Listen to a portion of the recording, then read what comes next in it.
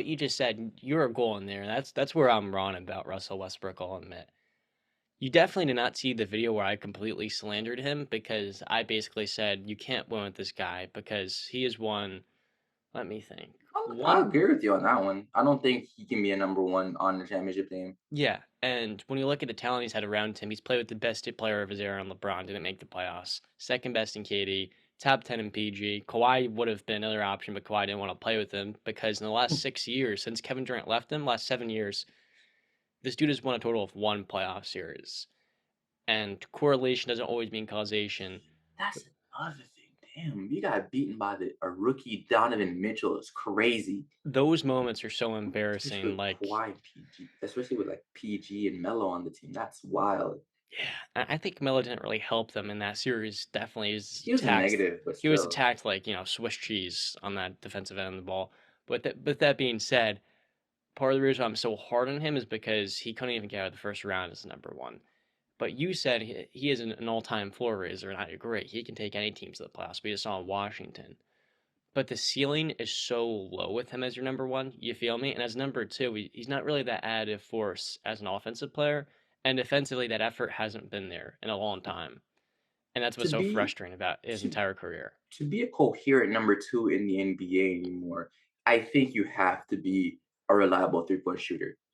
Because as a number one, if you're not a good three-point shooter, but you can handle the ball to a respectable amount and you can put pressure on the defense or work out of the post, like a Giannis, like a LeBron, even though LeBron is a pretty good three-point shooter now, I Mm-hmm. think you to if the guy on your team, let's say if you have between two offensive options, the guy that's not the three-point shooter has to be the number one or has to have the ball in his hands majority of the time because if he's not off ball, he can't do much.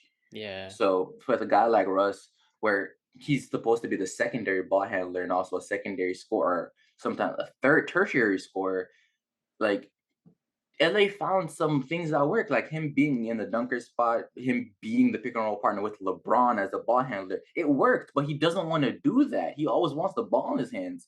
It's like his mentality is the shit that holds him back.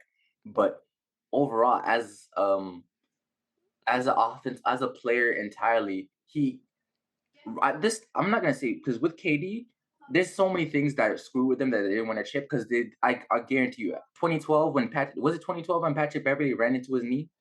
I think it was 2013 for round One of one those versus the years, Rockets. Yeah, the 2013. year after they traded James Harden. So yeah, No, that was 2013. 2013. Yep. Yeah, that year that they still won 60 games and the Spurs were able to go to the finals, but that's because Russ again got injured.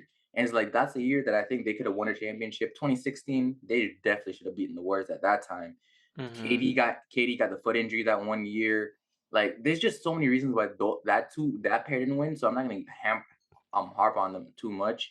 But I think that those were the best years where he was a good number two. Now at the tail end of his career, when his shooting's never gotten better, his athleticism is only declining, his finishing is only slowly getting worse.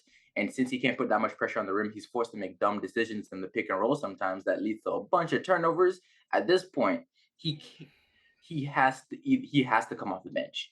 He has to be the leader of the second unit. And I think he just feels he has way too much pride to do that right now. Because what is he Mm-hmm. like 32 or 33? He's 34. Damn. Turning 34 in November. Damn, that generation's gone. That's crazy. That Makes me sucks. feel old. Yeah, that generation's gone, bro. Those are all the guys that grew up watching. That's crazy. But Yeah. yeah, as his athleticism slowly declines, even and it's crazy that it's still to this level at this age. But he's really improved and nothing else. I'm not gonna say not improved. No, I'm gonna say it. That jumper's gotten worse. That Yep. mid-range jumper was so good for a couple Free years. It's throw only gotten shooting. worse. Yeah, Yeah. who talks about that? He No, was a Free throw 80 shooting plus has percent dropped free from throw the thing guy. fucking. about I mean, he used to be a 80% free throw shooter, and now he can't even get 70%. that's the league's fault. Remember that year when they changed those rules where you can't walk behind the three-point line as a routine anymore or anything? That fucked his routine completely. As you saw the percentage drop from 80% that year to like 65. Like there's a definite correlation between them forcing the changes of routine. Because after like 5 to 10 years of doing the same routine over and over again, it's gonna screw with you at some point if that just changes randomly throughout like your career. So I understand why his free throw shooting did drop, but there's no reason why that mid-range jumper is clanking off the side of the rim. Like I understand that his shooting percentage this year wasn't horrible and he had a relatively um accurate. I'm not gonna say efficient, but accurate shooting year versus other years. That's still not Not enough. That's still not not from the enough. three though. I'm pretty sure he ranked dead last in the league at 3-point shooting. At a Yeah. certain It was like volume threshold, maybe. 28%. Well, Anthony Pe- Davis last year would have took that People cake like to probably. use. I see a bunch of people using the stat of like, oh, the last 10 games of the season, Russ was in his bag. He was finally getting come to. The last 10 games, bro. The last 10 games Yeah. when everybody's resting their best player. Come Yeah. on, the last 10 games, get the fuck out of it. No, No. throughout the entire year, the best spot he was shooting from, I think, was the corner. And I can't remember the exact percentage, and I don't want to be wrong, so I'm not gonna say it. But he was still, I think, not even either barely league average or still below league average. But So we remember during the season in LA, in his hometown, when he's in the corner shooting a 3-pointer and the fans are screaming no while he's shooting. Like, come on, that's not okay. Now you're showing something's wrong. If your own hometown fans are saying no before you take a shot, they're saying, no, Russ, don't that's please another thing. pass it. That's another thing. I understand why LA fans feel bad that I understand why LA fans hated that they traded for him, right? Because most Yeah. people didn't ask for this. If anything, I wanted them to get Buddy Hield and DeRozan because I love LeBron and I wouldn't want to see him win. Yeah, they should have got DeRozan. DeRozan and Buddy Hield, or if it was either one, Yes. if you got one of the two or both, it really didn't matter to me.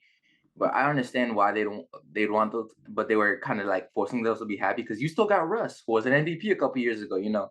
But at the same time, it's just like, bro, the fit for this team sucked. You're not gonna get much out of this at all. You just got you just gotta sit with it because there's so hard to be bad with LeBron on your team. It's so hard to not make the playoffs, even with LeBron injured. It's so hard. And it's even harder when he's dropping 30 a game and you still find a way to miss the playoffs. Like that's actually insane. Like there was the stat coming out that majority of LeBron's points came in garbage time, but people forget by the end of the second quarter they're already down by 15. So technically that's Yep. already garbage time. So Yeah.